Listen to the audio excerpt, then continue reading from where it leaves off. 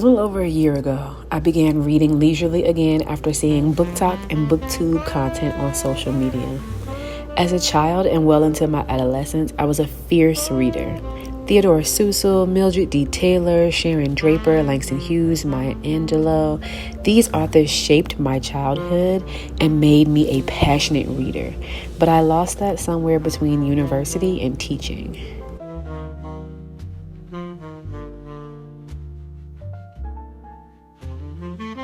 So I started this book journal.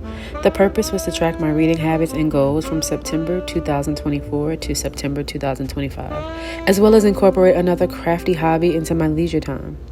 In October and November, I was diligent with printing, cutting, and gluing from my reading scrapbook. But as life would have it, too many hobbies, not enough time.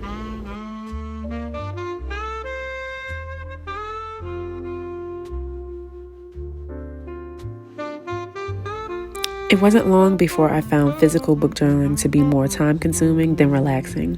76% of the time, my type A perfectionist self couldn't release and just be in the moment when I was journaling. So that's why I resorted to keeping the journal on my laptop. I found this way to be simpler. I found more joy in writing out my thoughts on each book that I consume than I did with the scrapbooking with the cutting, gluing, and pasting. I still collected those digital images to reflect my thoughts and feelings.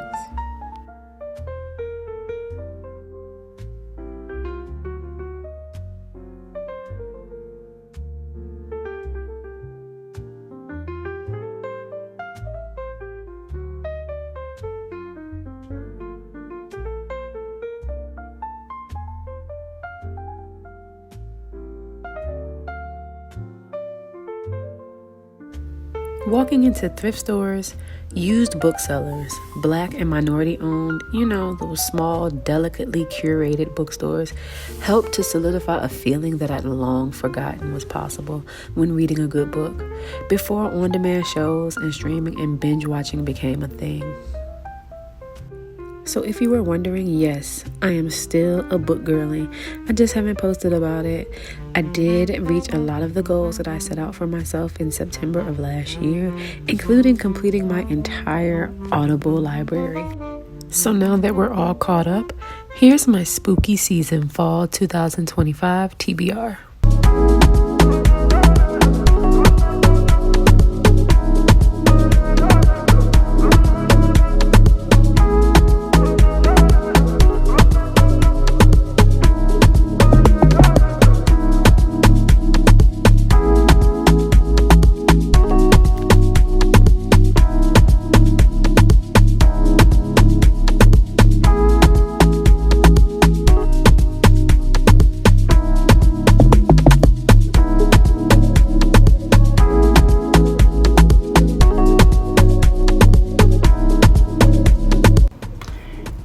Gotten a little frisky with herself, okay? So you saw my October, my spooky season TBR. Let me tell you why I have all of these books though. Okay, so we've got this book simply because I was in a small bookstore waiting for them to go through my books that I was selling back, and I happened to see it on the shelf in their used section, and you can get more money towards used books. So that's why I picked up this one, and because the author is Black, so this will be more towards November. This was on a lot of people's spooky season and like fall and like mystery read so on YouTube, so we're gonna check this out this month. This was recommended by my sister, so we're already starting it. It's not my book. I didn't buy this. I borrowed it from her. The title. We picked it up because of the title. Spooky season, as it gets. I'm not sure if I'm gonna get to this in this month, October, or November, but yeah, seems like a good read. Another one from BookTube, Alex Henderson. And actually, I had this in my book talk, book-ish things list since last year. So that's why I got this book, and it was on sale at Second and Charles. $10 for a hardback book, y'all. I got this book at the same store. I got Gingerbread. Gingerbread. And I don't know.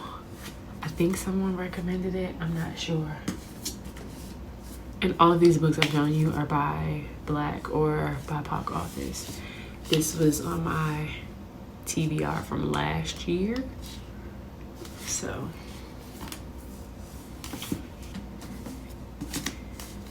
this is my sister's book. I did not buy this book. I'm borrowing it.